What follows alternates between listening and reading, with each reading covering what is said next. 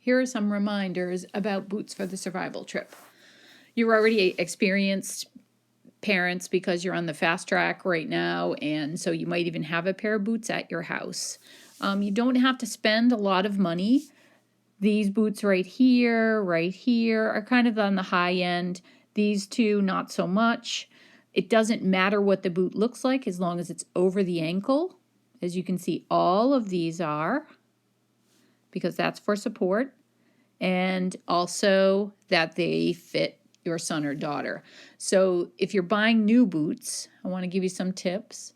I want you to try the boots on at the end of the day when your feet are fatter. When you're standing up all day and you're moving around in your shoes, actually a little bit more fluid is hanging out in your feet. So your feet are actually a little bit bigger. It's a really great time to buy shoes, even if not just for hiking boots.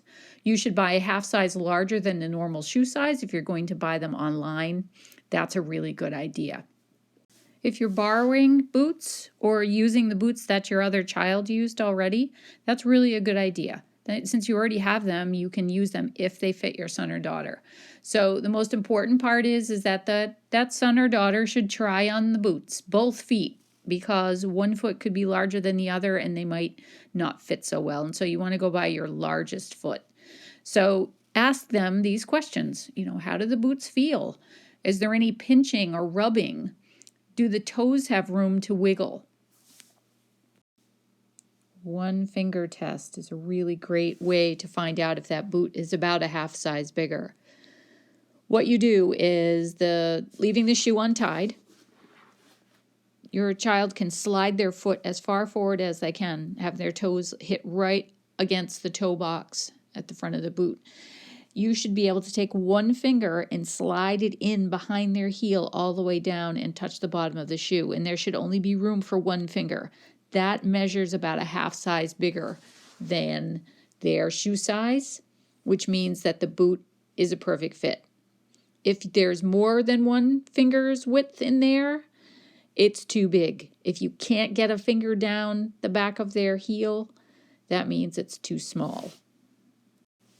Super important point is to wear them often. Breaking in the boots is super important, and if you're using a used pair, I'm sure they're going to be okay, but if you do get new ones, you need to make sure that you're wearing them constantly with the socks.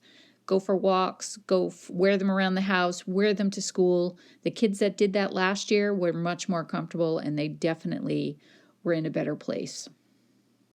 The last thing that I want to remind you is you do not have to spend a lot of money.